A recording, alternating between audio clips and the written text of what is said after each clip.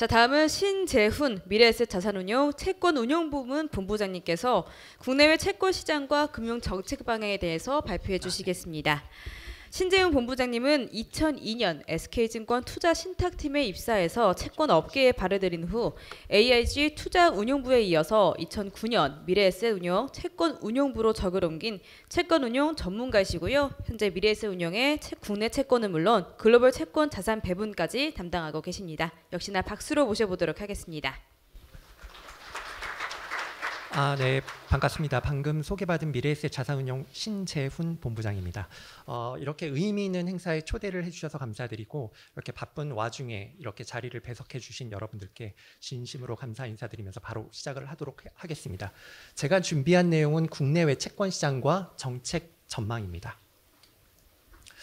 저한테 주어진 시간은 대략 한 30분 정도입니다. 바쁘신 와중에 참석을 해주셨기 때문에 사실은 이 짧은 시간에 내년도 전망을 해드린다는 게 상당히 시간적인 제약이 있기는 한데요. 기본적으로 보면 제가 시작을 하기 전에 몇 가지를 말씀을 드리고자 합니다. 2020년 코로나 이후에 인플레이션이 급등을 했었고, 그리고 이례적인 통화 긴축이 있었고, 이로 인해서 금리가 급등을 했었죠. 이후에 2021년부터 2022년, 2023년을 거쳐서 개인들의 투자 비중이 상당히 높아졌었습니다. 과거의 채권이라고 한다면 기관 투자자들의 전유물이었다면 최근에는 개인들의 투자 비중이 상당히 높아졌다는 부분을 말씀드릴 수 있고, 그 다음에 두 번째는 채권에 투자를 하시지 않더라도 채권의 금리 변화는 기본적으로 금융시장에 상당한 힌트를 줄 때가 있습니다. 그리고 마지막으로는 채권을 보통 분석을 할 때 보통 이런 자리는 증권사에 있는 리서치 애널리스트들이 보통 오는데요. 저처럼 이제 채권을 운용을 하는 사람들이 이런 자리에 오는 것은 상당히 드문 케이스라고 생각을 하고는 있습니다. 채권을 분석을 할 때는 보통 세 가지를 보죠. 첫 번째는 펀더멘탈을 봅니다. 금리라고 하는 것은 성장과 물가의 함수이기 때문에 기본적으로 펀더멘탈을 첫 번째 보고, 두 번째는 수급 앞에 장사 없죠. 주식과 마찬가지로 수급을 보죠. 그리고 세 번째는 중요한 부분이 정책입니다. 금리에서 보는 정책이라고 하는 것은 재정 정책과 통화 정책이 있겠죠. 이런 것들을 이렇게 전망에 제가 실어 보았습니다. 일단 증권사에 있는 이제 발표하는 그런 포맷과 상당히 다른데요. 일단 제 머릿속이라고 보시면 될 것 같습니다. 저는 금리를 조망하는 데 있어서 세 가지 앵글로 바라보고자 합니다. 여기에 있는 회색에 있는 앵글입니다. 첫 번째는 역사적인 관점에서 현재의 금리를 한번 살펴보고요. 그 다음에 두 번째는 현재의 트렌드 안에서 현재 위치하고 있는 금리를 조망을 해보고, 마지막으로 주요 이슈에 대해서 금리를 조망을 해보도록 하겠습니다.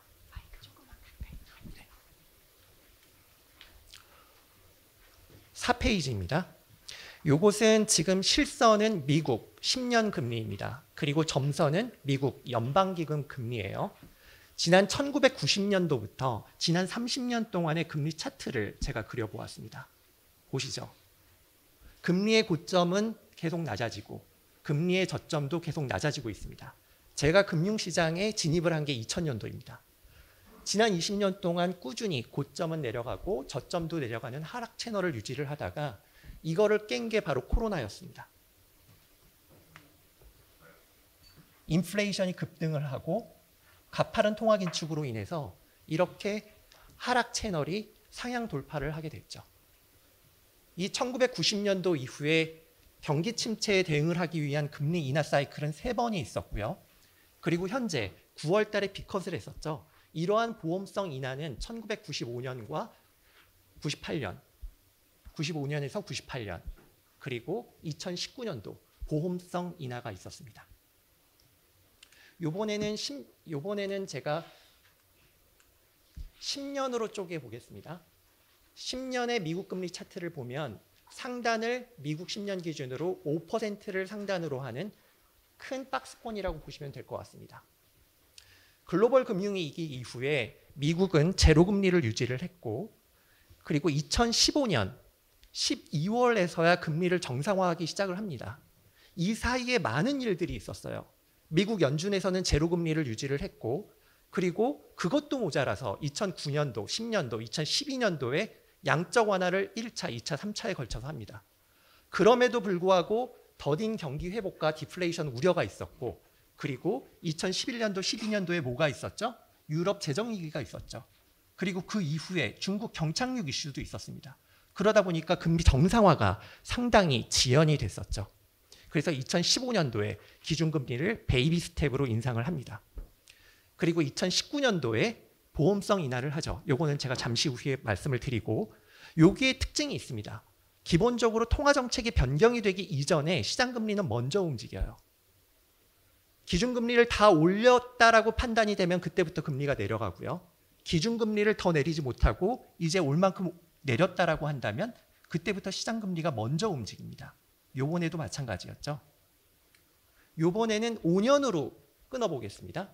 5년을 끊어보시면 채널이 상승을 하고 있죠. 보시면 기존 2008년 금융위기 이후에 제로금리를 유지를 하고 양적 완화를 3차에 걸쳐서 진행을 했었습니다.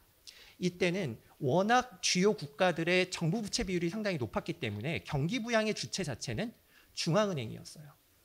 그런데 이번에는 코로나 이후에는 중앙은행과 재정정책, 정부 주도의 재정정책이 같이 정책공조로 경기 부양을 하기 시작을 합니다. 그러다 보니까 유동성이 급증을 하게 되고, 그 다음에 펜트업 디맨드, 그리고 공급망 붕괴, 러시아 우크라이나 전쟁으로 인한 에너지 가격 상승으로 인해서 그동안 그렇게 양적 완화를 통해서 경기 부양을 했었음에도 자극되지 않았던 인플레이션이 결국은 정책 공조를 통해서 인플레이션을 40년 만에 경험을 하게 만들었다는 것이죠. 그리고 여기에는 여러 가지 이벤트들이 있었습니다. 사실 2021년도부터 인플레이션이 꿈틀거리기 시작을 했죠. 그런데 미국 연준에서는 트랜지토리하다라고 얘기를 했습니다. 일시적이라고 평가를 했죠. 그러다가 2022년도가 돼서야 이 인플레이션이 일시적인 것이 아니라 기조적인 것이라는 것을 확인을 하고 상당히 뒤늦게 가파르게 기준금리를 인상을 하게 되죠. 시장은 놀랐고 시장금리는 상당히 크게 급등을 했습니다. 그러다가 결국은 B컷을 하기 이전에, 보험성 인하를 하기 이전에 시장금리는 먼저 움직였다라고 말씀을 드릴 수 있고, 최근에는 B컷 이후에 경기 침체에 대한 우려감이 둔화가 되고 트럼프 트레이드까지 맞물려서 최근에는 금리가 꼬리를 들고 있죠. 역사적인 관점에서 지금 금리를 조망을 해보고 있습니다. 지난 5년간을 한번 살펴보시죠.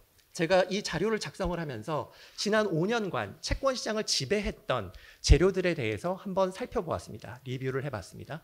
2020년도에 코로나 바이러스 확산, 그 다음에 변이 바이러스, 백신 고급 차질과 변동성 확대, 거리두기에서 위드 코로나로 전환이 됐던 부분, 그리고 2021년도에 인플레이션이 미국 CPI 기준으로 1%대에서 7%대, 한국은 0%대에서 3%대까지 상승을 했고, 이때까지만 하더라도 2022년도에 인플레이션이 급등할 수 있다는 것을 예상을 하지 못했어요.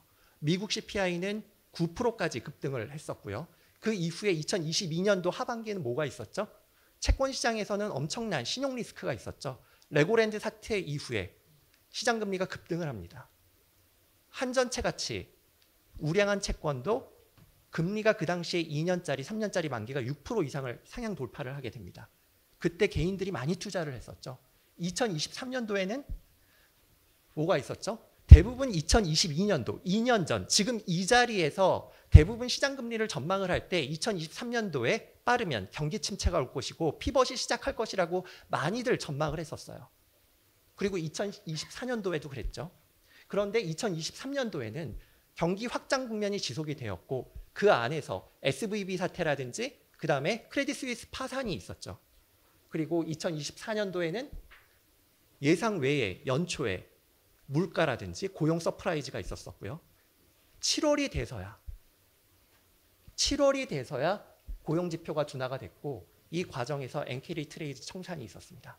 이 모든 1년에 지난 5년 동안의 이벤트들을 보면 사실은 저희가 지금 이맘때 내년을 전망을 하는 자리가 많기는 하지만 전혀 예상하지 못했던 그런 이벤트들이었고, 대부분 전망의 영역을 벗어나서 대응의 영역이었다라고 평가를 해볼 수 있습니다. 인플레이션과 통화 긴축, 그리고 시장 금리에 대한 내용입니다. 여기가 폰트가 적어서 여러분들은 아마 이제 그 핸드아웃을 보시면 더 좋을 것 같습니다. 8페이지입니다. 위쪽에 있는 그래프는 미국, 밑에 있는 그래프는 한국, 금리와 정책 금리에 대한 그래프입니다. 상당히 닮아 있죠. 그렇죠? 파란색 실선은 이렇게 움푹 올라와 있는 부분이 물가입니다. CPI죠. 위에는 미국, 아래는 한국입니다. 그리고 주황색 실선은 정책 금리이죠.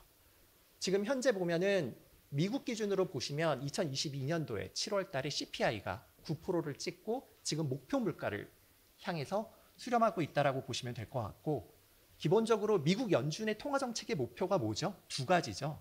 첫 번째는 물가 안정이고 고용 안정입니다. 지금 미국 연준은 어느 정도 물가가 통제됐다라고 보고 통화 정책의 방점을 고용에 두고 있습니다. 그러다 보니까 7월 달에 고용이 꺾이면서 빅컷의 계기가 되기도 했죠. 반면에 우리나라를 한번 보시죠. 우리나라 같은 경우에는 2022년도 7월, 8월에 CPI가 6%를 상회한 이후에 지난 최근의 CPI를 보시면 목표 물가 아래인 1.6%를 기록을 하고 있습니다. 그런데도 다른 주요국들에 비해서 통화 정책, 금리 인하가 늦었어요. 왜 그렇죠? 우리나라의 통화 정책의 목표는 두 가지입니다. 미국이랑 좀 달라요. 첫 번째는 물가 안정, 공통적이지만 두 번째는 금융 안정입니다. 금융 안정이라고 하는 것은 상당히 광범위한 개념이기도 하지만 경험적으로 보면 환율이라든지 가계부채라든지 부동산 시장 이런 것들이 금융 안정의 범위에 있다라고 보시면 될 것 같습니다. 지난 8월 달 금리를 동결을 할 때도 물가를 보면 금리 인하를 할 시기가 됐다. 다만 가계부채와 부동산 시장 때문에 결국은 금리 인하가 10월에서야 단행이 됐죠. 우리나라 같은 경우에는 소규모 개방경제이고 기축통화국이 아니기 때문에 통화정책의 여력이 그렇게 많지가 않아요. 제로금리까지 내릴 수 없다라는 거죠. 그러다 보니까 금리를 인하를 하거나 인상을 할 때 상당히 조심스러울 수밖에 없다라는 거죠. 금리를 인상을 할 때도 워낙 변동금리에 대한 의존도가 상당히 미국에 비해서 높기 때문에 조심스러울 수밖에 없었고요. 다음 페이지를 보시죠. 경기 사이클과 죄송합니다. 금리입니다. 상당히 복잡하죠. 이론적인 내용인데 여기에 제가 전달드리고자 하는 메시지는 세 가지입니다. 첫 번째는 경기 사이클 내에서 저희는 경기 둔화와 경기 침체를 우려를 하죠. 그런데 이렇게 경기 사이클 내에서 경기 둔화와 침체는 피할 수 없는 사이클 내의 국면이라고 보시면 됩니다. 중요한 것은 의사결정을 할 때 중요한 것은 경기 둔화가 오느냐 침체가 오느냐라기보다는 이렇게 트러프라고 표현이 된 이 골의 깊이와 그리고 시간적인 너비가 어느 정도가 되는지를 판단을 하셔야 됩니다. 전망을 해야 된다는 거죠. 기본적으로 결론부터 말씀을 드리면 2번 내년 같은 경우에는 미국 지표조차 둔화를 피할 수 없다라고 전망을 하는데 다만 그 깊이는 상당히 샬로우하고 얕고 그 다음에 시간적 너비는 생각보다 짧다라고 전망을 하고 있습니다. 두 번째는 아까 유승창 전무님께서 말씀을 하셨지만 시장 금리는 먼저 움직여요. 경기 사이클보다 먼저 움직입니다. 검은색 실선이 경기 사이클이고요. 그 다음에 주황색 실선이 장기 금리입니다. 그리고 점선이 바로 단기 금리입니다. 보시면 경기 저점을 통과하기 이전에 금리는 먼저 반등을 하기 시작을 하고 그 다음에 경기가 피크아웃 하기 이전에 금리는 먼저 반락을 하기 시작을 합니다. 그렇죠? 그리고 마지막으로는 금리 인상 시점과 금리 인하 시점입니다. 이 그래프에 보시면 빨간색 점이 두 개가 찍혀 있습니다. 첫 번째 인상 국면은 결국은 아까 유승창 전무님께서 데이터 디펜던트한 중앙은행의 의사결정을 얘기를 하셨는데 결국은 장기적인 그로스 트렌드의 현재 지표가 부합을 하느냐라는 것을 확인을 하고 금리 인상을 하죠. 그리고 하회를 했을 경우에 인하를 합니다. 보통 GDP 갭이라든지 인플레이션 갭이 플러스로 전환이 되면 인상을 하고 마이너스로 전환이 되면 인하를 하죠. 그런데 이런 국면에서 특징이 있습니다. 보통 금리가 인상이 됐었을 때는 통화정책에 민감한 단기금리가 좀 더 민감하게 움직이면서 더 많이 올라가고 장기금리는 덜 올라가면서 이렇게 그래프처럼 일드 커브의 기울기는 플랫해지고요. 금리가 인하하는 국면에서는 통화정책에 민감한 단기금리가 더 민감하게 움직이면서 단기 금리가 더 많이 하락을 하고 장기 금리는 덜 하락하면서 일드 커브의 기울기는 스티프닝이 됩니다. 지난 9월에 빅컷이 있었죠. 보험성 인하라고 합니다. 과거의 사례를 한번 살펴보죠. 2018년, 2019년도 미국 통화정책 전환 국면입니다. 사실 경기 침체 시그널에 의한 경기 침체를 대응하기 위한 리세션 컷보다는 경기 확장 지속을 위한 보험성 인하가 주가에 좀 더 우호적입니다. 그런데 2018년도 12월 달로 돌아가 보시죠. 그 당시에는 트럼프 리스크가 있었고 미중 무역 분쟁 그리고 중국과 유럽의 경제 지표가 둔화가 되고 있었고 그다음에 유가도 급락을 합니다. 이런 상황에서도 미국 연준은 매파적인 스탠스를 유지를 했고 결국은 나스닥은 전고점 대비해서 20% 정도 조정을 맞게 되죠. 그러다가 한 달 만에 파월 의장은 시장의 목소리를 기울이겠다라고 얘기를 하면서 결국은 정책 변경을 언급을 합니다. 그리고 7월 달부터 3회 보험성 인하를 시작을 하죠. 요번에도 마찬가지입니다. 2019년도에도 결국은 7월 달 고용 지표가 꺾이고 8월 달 주식이 급락을 하면서 결국은 빅컷의 배경이 되기도 했고요. 제가 특징적으로 보는 부분이 과거의 보험성 인하가 1995년에서 98년도 이때보다 2019년도 보험성 인하를 했었을 때가 아래 그래프에 보시면 제가 파이낸셜 컨디션 인덱스 금융 환경 지수를 제가 그래프로 표현을 했습니다. 이것은 환경 지수가 높을수록 완화적이라는 의미이기도 한데요. 2019년도보다 지난 빅컷을 했었던 당시가 훨씬 더 과거보다 금융 환경이 완화적이었다라고 말씀드릴 수 있고 그때에 비해서 훨씬 더 정책 금리가 높은 수준이었기 때문에 기본적인 통화 정책상의 금리 인하 여력이 있는 상황이라고 보여집니다. 그러다 보니 내년도를 전망을 할 때 말씀드렸던 것처럼 경기 하방을 막아주는 여러 가지 정책적인 여력이라든지 환경이 자리 잡고 있다라고 말씀드릴 수 있고요. 두 번째는 현재 트렌드입니다. 이 부분이 상당히 흥미로운 부분입니다. 보시면 채권 금리 민감도가 확대가 되어 있다라고 제가 첫 번째 제목을 달아드렸는데요. 기본적으로 채권 금리가 올라가면 채권 가격이 떨어지죠. 이 민감도가 뭐죠? 결국은 채권의 만기입니다. 채권에는 만기가 있죠. 주식과는 다르게. 결국은 이 만기에 따라서 금리 변화에 따른 채권 민감도가 변화를 한다는 것이죠. 그런데 보시죠. 미국의 대표적인 ETF, TLT라든지 TMF 이런 것들은 초장기물에 투자하는 금융상품입니다. 그리고 TMF 같은 경우에는 3배 레버리지를 쓰고 있죠. 마켓캡을 보시면 금리가 상승을 하면서 상당히 마켓캡이 늘어나고 있는 것으로 확인하실 수 있습니다. 밑에 한번 보시죠. 국내 ETF를 보시더라도 30년 ETF를 보시면 마켓캡이 가파르게 증가를 하고 있습니다. 제가 한번 계산을 해보니까 지금 우리나라 30년 같은 경우에는 2023년도 이후에 자금 유입한 이후에 한국 30년 국채 평균 금리는 3.5%대였고요. 지금 현재는 3% 정도 내외 유지를 하고 있으니까 상당히 지금 그 수익 구간이라고 보시면 될 것 같고 미국 같은 경우에는 평균 30년 금리 기준으로 자금이 유입된 시기 이후에 보면 평균 금리가 4.2%대였는데 지금 현재 보면은 4.5%가 넘어가고 있죠. 그래서 미국 초장기채에 투자를 했다라고 한다면 지금 현재는 여전히 좀 마이너스 구간이라고 보시면 될 것 같고요. 그 다음에 개인들이 직접 투자하는, 제가 지금 말씀드렸던 거는 간접 투자를 말씀드렸고 지금 개인 투자용 국채도 발행이 되고 있죠. 여기 보시면 개인의 채권 잔고도 2021년도에는 8조 원이었다가 53조까지 최근에 늘어나고 있습니다. 그리고 개인 보유 채권의 평균 듀레이션도 과거에는 1.5년이었다면 지금 5.5년까지 포트폴리오의 듀레이션이 늘어나고 있다는 겁니다. 이 얘기는 똑같은 채권에 투자한다고 하더라도 금리 변화에 따른 채권 가격의 민감도가 상당히 과거랑은 다르게 커졌다라고 말씀드릴 수 있죠. 그리고 14페이지에 보시면 기관 투자 자금도 마찬가지입니다. 저처럼 벤치마크를 추종을 하는, 그 다음에 벤치마크를 비트를 하는 액티브형 펀드를 운용을 하는 경우에는 이런 벤치마크의 듀레이션이 상당히 중요합니다. 보시면 코스피 200 지수처럼 채권에도 대표 지수인 키스, 채권 종합 지수가 있습니다. 이 듀레이션을 보면은 10년 전에는 3.7년이었다가 최근에 보면 5.8년까지 늘어났다라는 거죠. 그 배경에는 국고채 초장기물 발행 비중이 늘어났다는 것도 중요한 요인으로 꼽을 수 있습니다. 15페이지입니다. 채권 시장에서의 경기 침체 인디케이터는 대표적으로 미국 3개월 그리고 10년 장단기 스프레드를 보통 봅니다. 두 번째는 3룰을 보죠.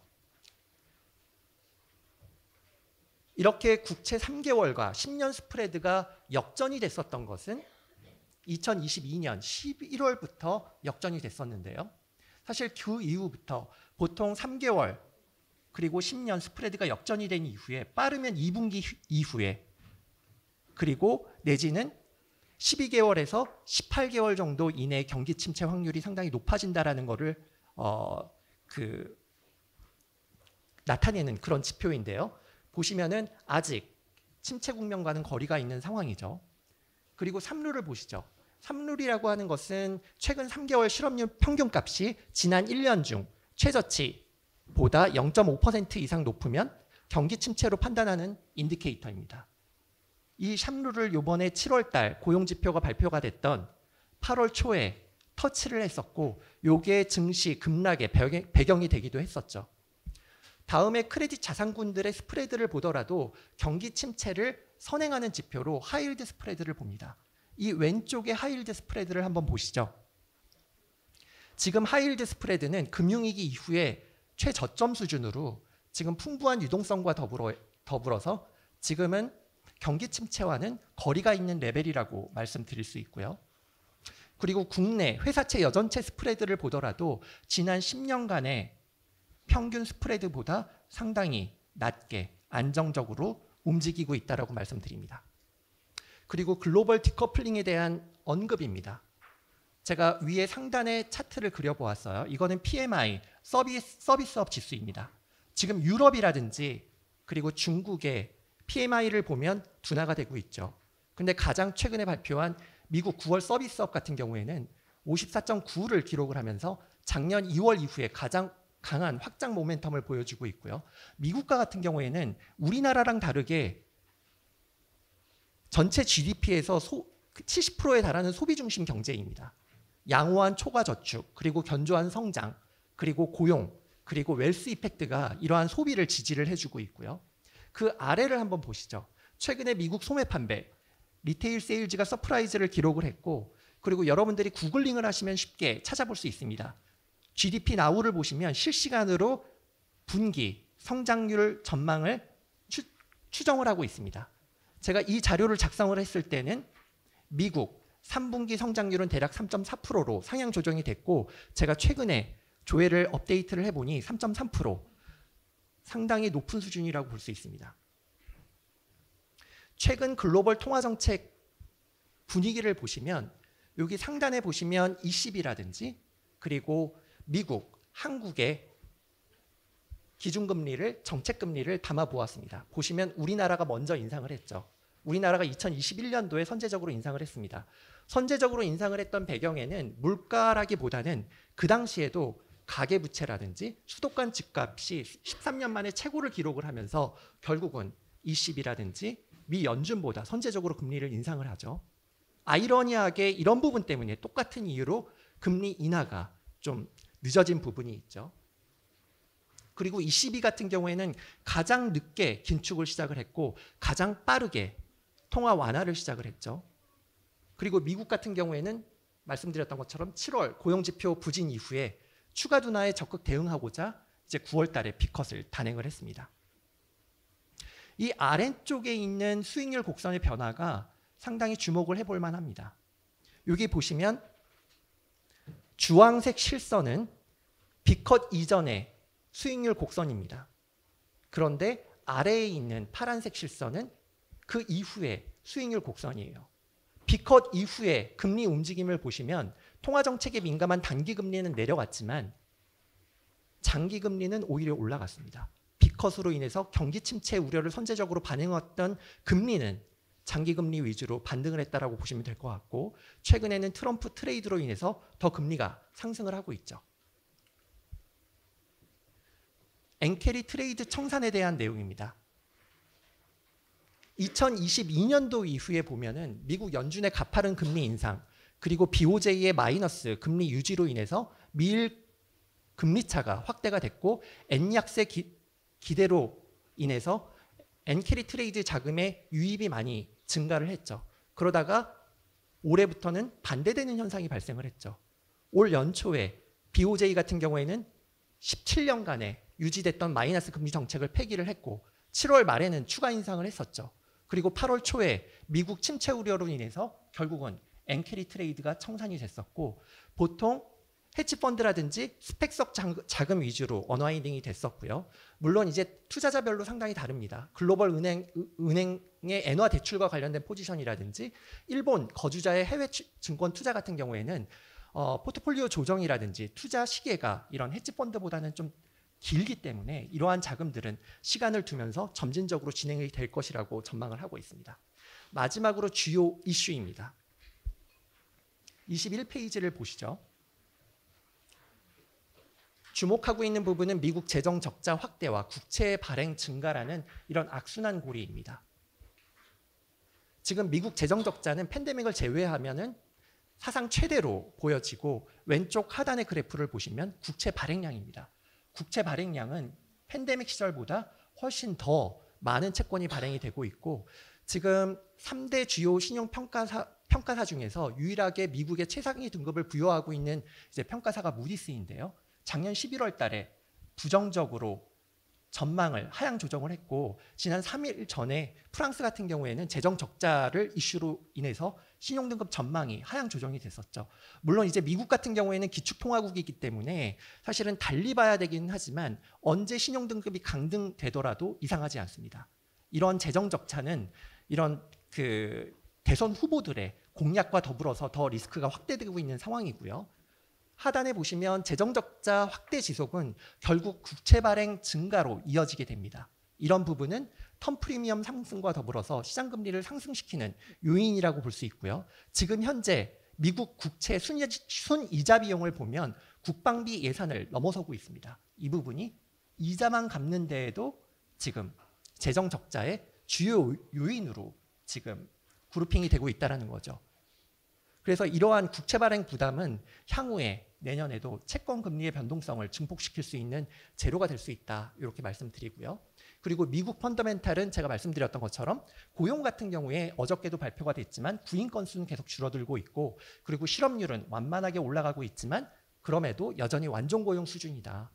그리고 왼쪽 하단을 보시면 지금 유가와 그리고 미국 물가를 제가 그려놓은 그래프입니다. 상당히 관련성이 높고 코릴레이션이 높죠. 보시면 그동안 물가 상승세가 둔화가 됐던 배경에는 유가의 안정이 자리 잡고 있습니다. 지금 유가는 60불대죠. 지정학적 리스크도 있고 경기 침체 우려가 있기는 하지만 경기 침체가 아니라고 한다면 유가의 다운사이드 리스크는 제한적이다.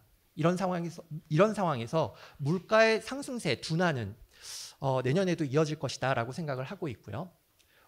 오른쪽 상단에 한번 보시죠. 작년 말과 올 초에 매크로 애널리스트들이 미국 소비에 대해서 상당히 염려를 했죠. 그 이유는 초과저축 소진 우려가 있었고 이로 인해서 소비가 꺾일 것이라고 전망을 했었죠. 그런데 최근에 데이터를 확인을 해보면 개인의 저축률이 예상보다 높았고 초과저축 소진 우려와는 다르게 상당히 소비 여력이 있다는 것을 확인할 수 있습니다. 다만 미국에서 좀 염려가 되는 부분은 제조업 부분이죠. 고용과 고용과 소비 그리고 서비스업은 견조하지만 제조업 위축은 지속이 되고 있다. 그리고 ISM 제조업 지수를 디테일하게 보더라도 최근에 신규 주문도 지속적으로 감소를 하고 있기 때문에 이러한 흐름은 당분간 지속될 것이다라고 생각을 하고 있고요. 주요국 통화 정책에 대한 전망입니다.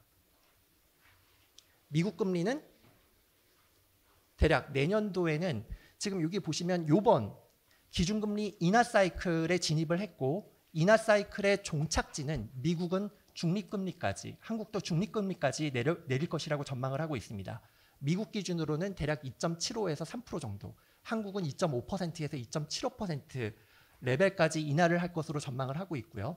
내년까지로 끊어서 보면 베이스 시나리오 상으로는 내년 말 정책금리는 미국은 대략 3.25%에서 3.5%까지 전망을 하고 있습니다. 이 수치는 지금 FOMC는 2번 정도가 남았죠. 그래서 11월, 12월에 각각 25bp씩 인하를 하고 내년도에 4회 정도 인하, 100bp를 인하를 하고 3.25에서 3.5%까지 전망을 하고 있고 유럽은 1.75에서 2%, 그리고 한국은 그 사이 2.5%에서 2.75%에서 포지셔닝을 할 것으로 전망을 하고 있습니다.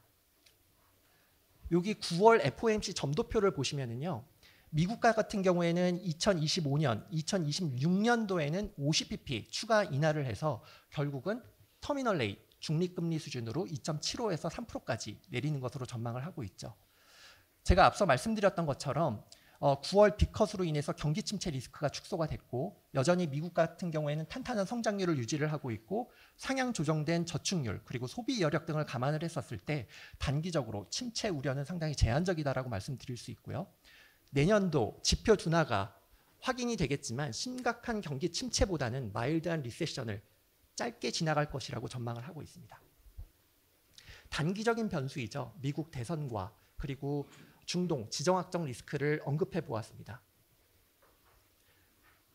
10월 들어서 트럼프 당선 가능성이 높아지기는 했고 여기에 보시면 제가 일부 베팅 플랫폼에 정보를 담아 놓기는 했지만 일부 서베이 조사 왜곡 가능성이 제기됨에도 불구하고 중요한 것은 지난 8월, 9월에 비해서 트럼프 당선 가능성이 상당히 높아졌다는 것입니다.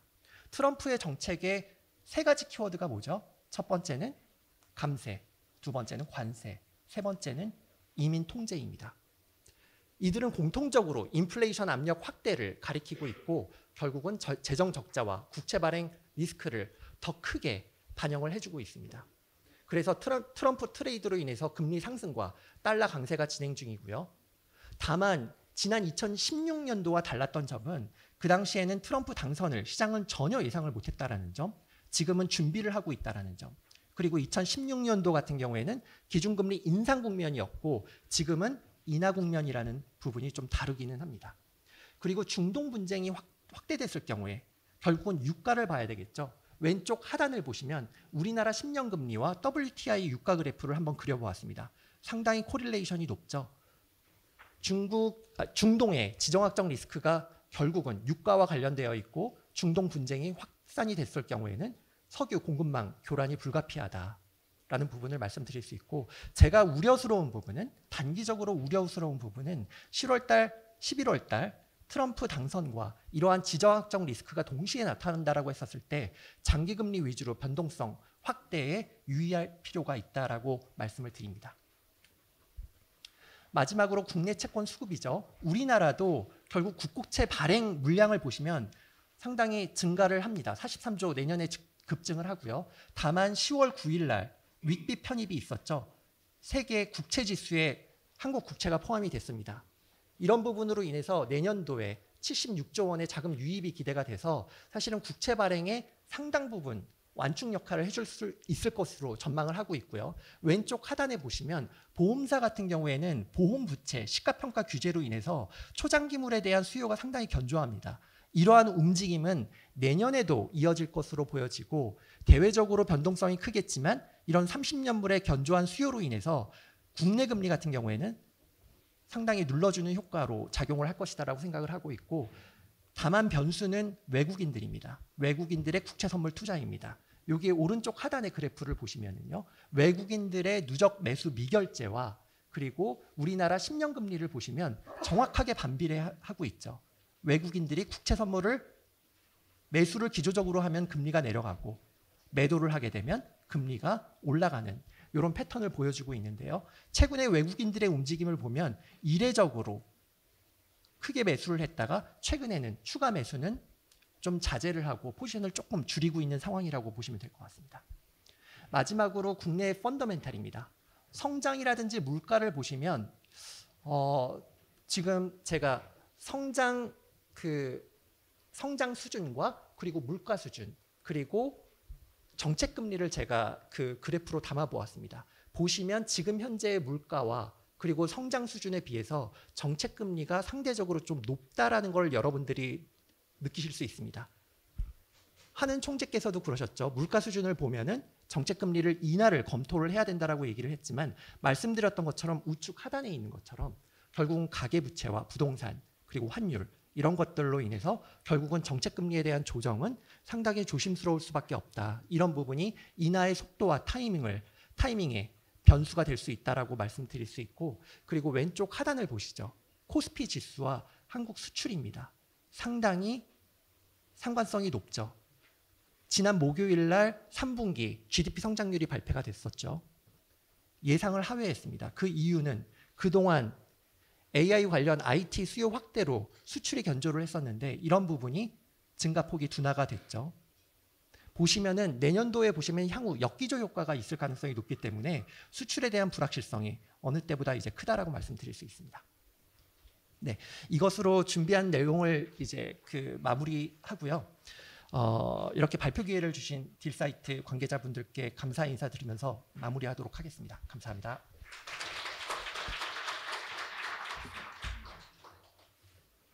네, 신재훈 본부장님 감사합니다. 성공적인 채권 투자에 필요했던 매크로적인 이슈, 최근 흐름들, 그리고 구체적인 변수들까지 알아볼 수 있었습니다.